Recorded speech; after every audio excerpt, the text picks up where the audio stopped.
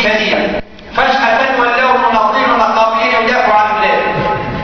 ثم الآن توظيف للتحركات النقابية من أجل إرجاع التجمعيين بكسوتهم الجديدة وباسمهم الجديد.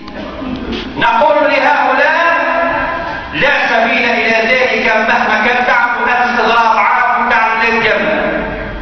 لن يعود التجمع مهما بدل الفيستا بتاعه بدل اسمه، وما نجمش نسلموا في البلاد من جديد مهما كانت النتيجة ومهما كان العمل الذي سنقوم به.